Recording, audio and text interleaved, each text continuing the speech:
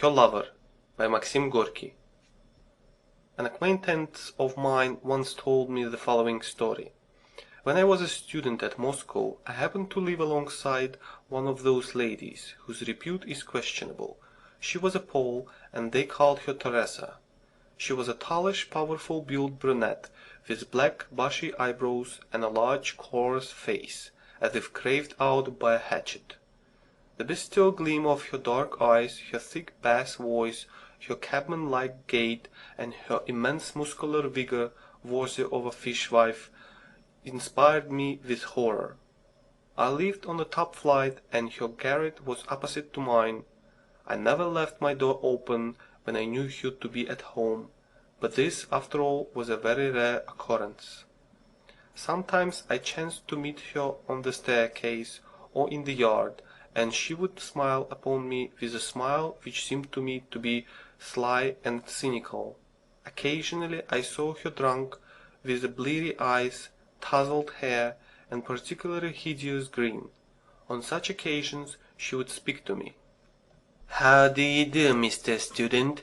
and her stupid laugh would still further intensify my loathing of her. I should have liked to have changed my quarters, in order to have avoided such encounters and greetings, but my little chamber was a nice one, and there was such a wide view from the window, and it was always so quiet in the street below, so I endured. And one morning I was sprawling on my couch, trying to find some sort of excuse for not attending my class, when the door opened and the bass voice of Teresa the Loathsome resounded from my threshold. "Good health to you, Mr. Student." "What do you want?" I said. I saw that her face was confused and supplicatory. It was a very unusual sort of face for her. "Sir, I want to beg a favor of you. Will you grant it me?" I lay there silent and thought to myself, "Gracious! Courage, my boy." "I want to send a letter home, that's what it is," she said. Her voice was beseeching, soft, timid. "Deuce take you," I thought, but up I jumped, sat down at my table, took a sheet of paper, and said, "Come here, sit down, and dictate." She came, sat down very gingerly on a chair, and looked at me with a guilty look. "Well, to whom do you want to write?" "To Boleslav Kashput, at the town of Svitsvana, on the Warsaw road."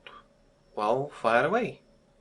"My dear Boles, my darling, my faithful lover, may the Mother of God protect thee.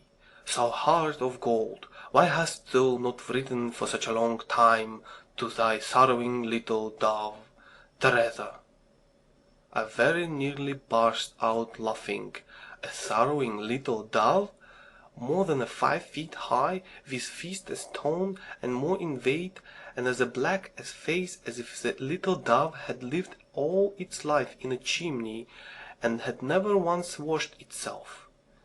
Restraining myself somehow, I asked, "Who is this Bolest?" "Boles, Mr. Student," she said, as if offended with me for blundering over the name. "He is Boles, my young man."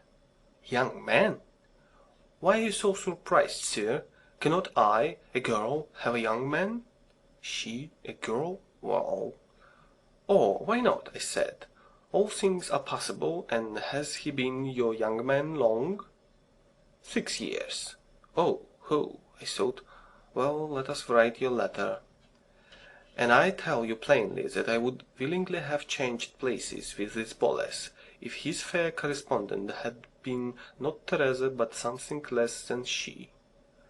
"I thank you most heartily, sir, for your kind service," said Teresa to me with courtesy. "Perhaps I can show you some service, eh?" "No, I most humbly thank you all the same." "Perhaps, sir, your shirts or your trousers may want a little mending." I felt that this mastodon in petticoats had made me grow quite red with shame, and I told her pretty sharply that I had no need whatever of her service. She departed. A week or two passed away. It was evening. I was sitting at my window whistling and thinking of some expedient for enabling me to get away from myself. I was bored. The weather was dirty. I didn't want to go out, and out of sheer ennui I began a course of self-analysis and reflection. This also was dull enough work, but I didn't care about doing anything else. Then the door opened. Heaven be praised, someone came in. "Oh, Mr. Student, you have no pressing business, I hope?" It was Teresa. Humph. "No, what is it?" "I was going to ask you, sir, to write me another letter." "Very well. To Boles, eh?" "No, this time it is from him." "What?" "Stupid that I am. It is not for me, Mr. Student. I beg your pardon. It is for a friend of mine, that is to say, not a friend but an acquaintance. A man acquaintance. He has a sweetheart just like me here, Teresa. That's how it is. Will you, sir, write a letter to this Teresa?" I looked at her. Her face was troubled, her fingers were trembling. I was a bit fogged at first, and then I guessed how it was. "Look here, my lady," I said, "there are no Boleses or Teresas at all, and you have been telling me a pack of lies. Don't you come sneaking about me any longer. I have no wish whatever to cultivate your acquaintance. Do you understand?" And suddenly she grew strangely terrified and distraught. She began to shift from foot to foot without moving from the place, and spluttered comically, as if she wanted to say something and couldn't. I waited to see what would come of all this, and I saw and felt that apparently I had made a great mistake in suspecting her of wishing to draw me from the path of righteousness. It was evidently something very different. "Mr. Student," she began, and suddenly waving her hand, she turned abruptly towards the door and went out. I remained with a very unpleasant feeling in my mind. I listened. Her door was flung violently to. Plainly the poor wench was very angry. I thought it over, and resolved to go to her, and inviting her to come in here, write everything she wanted. I entered her apartment. I looked around.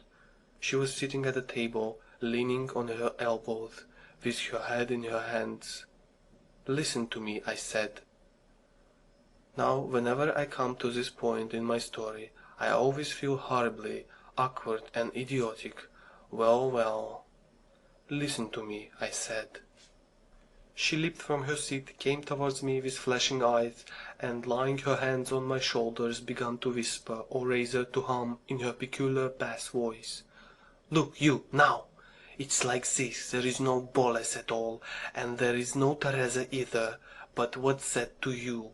Is it a hard thing for you to draw your pen over paper, eh?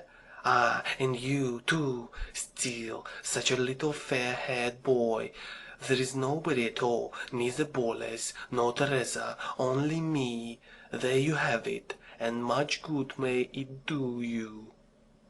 "Pardon me," said I, altogether flabbergasted by such a reception. "What is that all about? There is no Boles, you say?" "No, so it is." "And no Teresa either?" "And no Teresa. I am Teresa." I didn't understand it at all. I fixed my eyes upon her, and tried to make out of which of us was taking leave of his or her senses. But she went again to the table, searched about for something, came back to me, and said in offended tone, "If it was so hard for you to write to Boles, look, there is your letter. Take it. Others will write for me." I looked. In her hands was my letter to Boles. Phew! "Listen, Teresa, what is the meaning of all this? Why must you get others to write for you when I have already written it, and you haven't sent it?" "Send it where?" "Why, to this Boles. There is no such person." I absolutely did not understand it. There was nothing for me but to spit and go. Then she explained. "What is it?" she said, still offended. "There is no such person, I tell you." And she extended her arms as if she herself did not understand why there should be no such person. But I wanted him to be.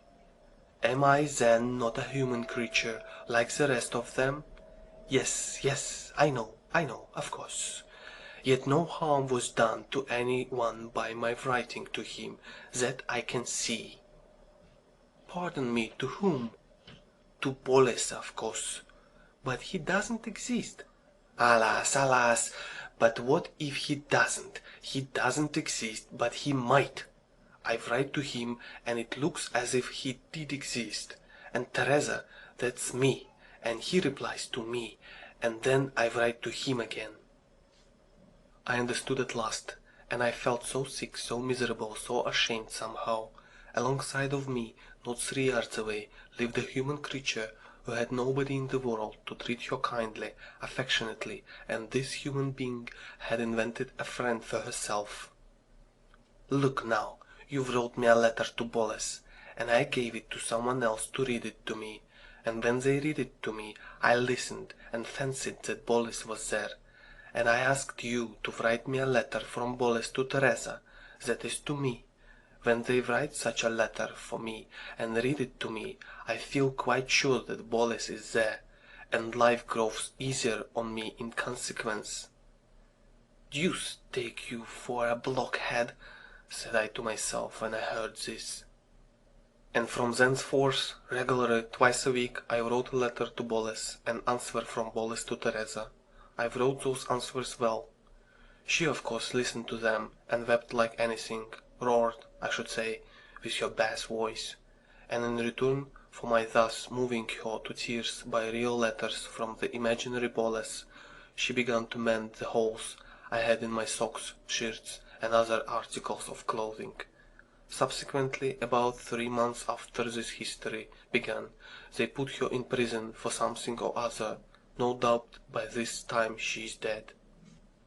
My acquaintance shook the ash from his cigarette, looked pensively up at the sky, and thus concluded, "Well, well, the more a human creature has tasted of bitter things, the more it hungers after the sweet things of life, and we, wrapped round in the rags of our virtues, and regarding other through the mist of our self-sufficiency and persuaded of our universal impeccability, do not understand this.